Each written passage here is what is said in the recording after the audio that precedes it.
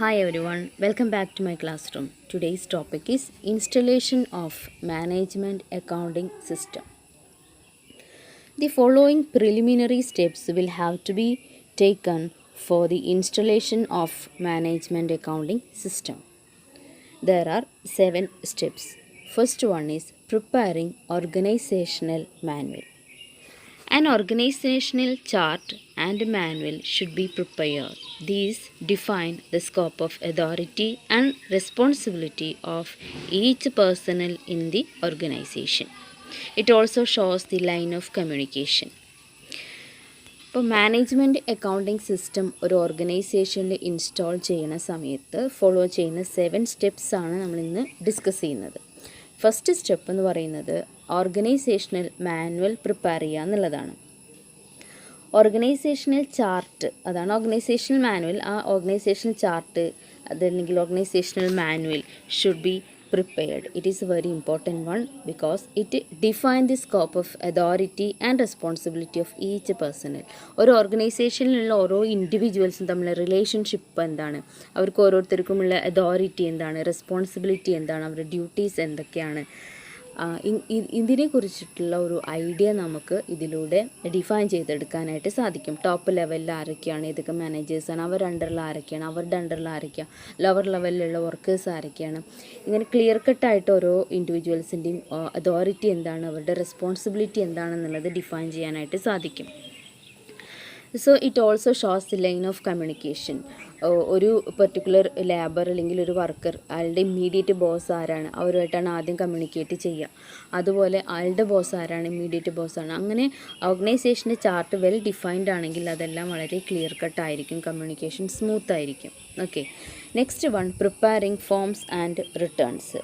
Suitable forms, returns, etc. should be designed and prepared. These are required for the collection and presentation of information for managerial needs. മാനേജേഴ്സിന് decision എടുക്കാനായിട്ട് available ആയിട്ടുള്ള അല്ലെങ്കിൽ required ആയിട്ടുള്ള informations collect ചെയ്യണം. അപ്പോൾ മാനേജേഴ്സിന് ആവശ്യമായിട്ടുള്ള അവരുടെ നീഡ്സിനനുസരിച്ചുള്ള ഇൻഫർമേഷൻ പ്രസൻറ്റ് ചെയ്യണം, അത് കളക്ട് ചെയ്ത് അത് പ്രസൻറ്റ് ചെയ്യണം. അതിന് സ്യൂട്ടബിൾ ആയിട്ടുള്ള ഫോമുകളുണ്ട്, റിട്ടേൺസുകളുണ്ട്. അതുവഴിയാണ് എന്ത് ചെയ്യുന്നത്, അത് കളക്ട് ചെയ്ത് പ്രിപ്പയർ ചെയ്ത് മാനേജേഴ്സിനെ ഏൽപ്പിച്ച് അവർ അതിൻ്റെ ബേസിൽ ഡിസിഷൻ എടുക്കുന്നത്. Then requisite staff.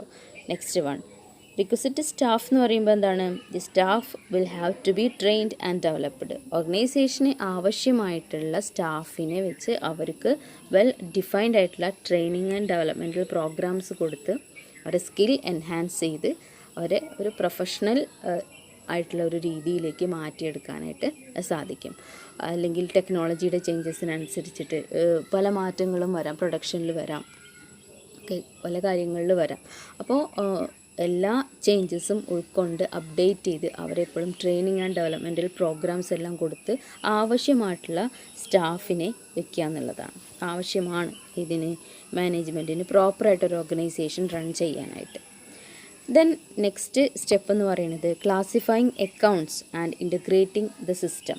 ഇപ്പോൾ മാനേജ്മെൻറ്റ് അക്കൗണ്ടൻ്റ് ആയി അല്ലെങ്കിൽ വേണ്ട സ്റ്റാഫുകളായി. ഇനി classifying accounts and integrating the system എന്ന് പറയുമ്പോൾ എന്താണ്, accounts should be classified in to facilitate collection and analysis of data. The financial and cost accounting system should be integrated. ആവശ്യമായിട്ടുള്ള ഡാറ്റ കളക്ട് ചെയ്ത് അനലൈസ് ചെയ്യണം. അപ്പോൾ അതിന് പ്രോപ്പറായിട്ടുള്ള അക്കൗണ്ട്സുകളൊക്കെ കീപ്പ് ചെയ്യുകയാണെങ്കിൽ അക്കൗണ്ട്സിനെ ഗ്രൂപ്പായിട്ട് ക്ലാസിഫൈ ചെയ്യുമ്പോൾ കുറച്ചുകൂടി ഈസി ആയിട്ട് കാര്യങ്ങൾ അനലൈസ് ചെയ്യാനും അതിൽ നിന്ന് ഡാറ്റ ഇൻ്റർപ്രറ്റ് ചെയ്യാനും നല്ലൊരു കൺക്ലൂഷനിലെത്താനും സാധിക്കും. ഫിനാൻഷ്യൽ ആൻഡ് കോസ്റ്റ് അക്കൗണ്ടിംഗ് സിസ്റ്റമാണ് രണ്ടും കൂടി ഇൻ്റഗ്രേറ്റ് ചെയ്തുകൊണ്ടാണ് മാനേജ്മെൻറ്റ് ഡിസിഷൻ എടുക്കുക. അല്ലെങ്കിൽ മാനേജ്മെൻറ്റിന് ആവശ്യമായിട്ടുള്ള ഇൻഫർമേഷൻ പ്രൊവൈഡ് ചെയ്യുന്നത് ഫിനാൻഷ്യൽ അക്കൗണ്ടിങ്ങിലൂടെ പ്രൊവൈഡ് ചെയ്യുന്ന ഇൻഫർമേഷനും അതുപോലെ കോസ്റ്റ് ഡാറ്റയും രണ്ടും കൂടി ഇൻ്റഗ്രേറ്റ് ചെയ്തുകൊണ്ടാണ് മാനേജേഴ്സിന് നീഡി ആയിട്ടുള്ള ഇൻഫർമേഷൻസ് അവൈലബിൾ ആവുന്നതും അതിൻ്റെ ബേസിൽ സ്റ്റേറ്റ്മെൻറ്റ്സും പ്രിപ്പയർ ചെയ്യുന്നതും. ഓക്കെ, അപ്പോൾ ആവശ്യമായിട്ടുള്ള അക്കൗണ്ട്സുകൾ ക്ലാസിഫൈ ചെയ്ത് രണ്ട് സിസ്റ്റം ഇൻ്റഗ്രേറ്റ് ചെയ്ത് കൊണ്ടുപോകുക എന്നുള്ളതാണ് മറ്റൊരു സ്റ്റെപ്പ് എന്ന് പറയുന്നത്. ദെൻ ഇൻസ്റ്റാൾ ചെയ്യുമ്പോൾ മാനേജ്മെൻറ്റ് അക്കൗണ്ടിങ് ഇൻസ്റ്റാൾ ചെയ്യുമ്പോൾ ശ്രദ്ധിക്കേണ്ട അനദർ ഇമ്പോർട്ടൻ്റ് ആയിട്ടുള്ള മറ്റൊരു കാര്യം എന്ന് പറയുന്നത് introducing standard costing technique. Technique of standard costing should be introduced. This involves setting up standard and recording the actual performance so that the reason for the variation are ascertained and corrective action is taken. ഇവിടെ standard costing എന്നുള്ളൊരു technique കൂടെ adopt ചെയ്യേണ്ടതായിട്ടുണ്ട്, introduce ചെയ്യേണ്ടതായിട്ടുണ്ട്. അതിനകത്ത് standard കോസ്റ്റിങ്ങിൽ നമുക്കറിയാം അവിടെ ആദ്യം ഒരു സ്റ്റാൻഡേർഡ് സെറ്റ് ചെയ്യും, ദെൻ ആക്ച്വൽ പെർഫോമൻസ് ഇൻകർ ചെയ്യുന്ന സമയത്ത് ആക്ച്വൽ പെർഫോമൻസ് മെഷർ ചെയ്യും, സ്റ്റാൻഡേർഡ് സെറ്റ് ചെയ്തതും ആക്ച്വൽ പെർഫോമൻസും കൂടെ കമ്പയർ ചെയ്യും, രണ്ടും തമ്മിൽ വേരിയേഷൻ ഉണ്ടെങ്കിൽ ഡീവിയേഷൻ ഉണ്ടെങ്കിൽ അത് കണ്ടുപിടിക്കും, അതിൻ്റെ റീസൺ എന്താണെന്നുള്ളത് കണ്ടുപിടിക്കും. ഓക്കെ, അപ്പോൾ അത് ഓവർകം ചെയ്ത് നെക്സ്റ്റ് ചെയ്യാനായിട്ട് സാധിക്കും. അപ്പോൾ സ്റ്റാൻഡേർഡ് കോസ്റ്റിംഗ് എന്നുള്ള ടെക്നിക്ക് മാനേജ്മെൻറ്റ് അക്കൗണ്ടിങ്ങിൽ വളരെ ഇമ്പോർട്ടൻ്റ് ആയിട്ടുള്ളതുകൊണ്ട് അത് ഇൻട്രൊഡ്യൂസ് ചെയ്യണം, അത് അഡോപ്റ്റ് ചെയ്യണം. Next one, setting up budgetary cost technique. Budgetary control technique എന്ത് ചെയ്യാം, അഡോപ്റ്റ് സെറ്റപ്പ് ചെയ്യുക. എന്ന് വെച്ചാൽ the system of budget and budgetary control should be introduced. എന്തിനു വേണ്ടിയിട്ടാണ് ഇൻട്രൊഡ്യൂസ് ചെയ്യുന്നത്? To plan the activities of various departments and to improve the performance, the cost, budget and profit center should be set up.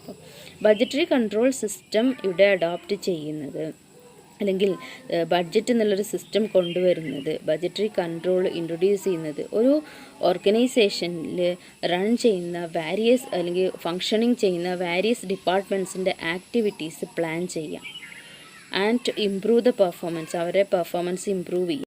Budget prepare ചെയ്തുകൊണ്ട് ഭാവിയിൽ എന്തൊക്കെ കാര്യങ്ങൾ plan ചെയ്യാം അല്ലെങ്കിൽ ഏതൊക്കെ ആക്ടിവിറ്റീസ് ചെയ്യാം എന്ന് നമുക്ക് മുൻകൂട്ടി പ്ലാൻ ചെയ്യാൻ സാധിക്കും. ദെൻ ആക്ച്വലും ബഡ്ജറ്റും തമ്മിൽ കമ്പയർ ചെയ്തിട്ട് അതിൽ ഡീവിയേഷൻസ് കറക്റ്റ് ചെയ്യാൻ പറ്റും. അപ്പോൾ നമുക്ക് അതിനകത്ത് മാറ്റങ്ങൾ വരുത്തി പെർഫോമൻസ് ഇൻക്രീസ് ചെയ്യാനും സാധിക്കും. Then introducing operation research technique. Operation research ടെക്നിക്കും ബിസിനസ് ഓപ്പറേറ്റിംഗ് ആക്ടിവിറ്റീസിൽ ഇമ്പോർട്ടൻ്റ് ആയിട്ടുള്ള ഒന്നാണ്. A business organisation is operating under changing environment. Every day a new challenge is faced.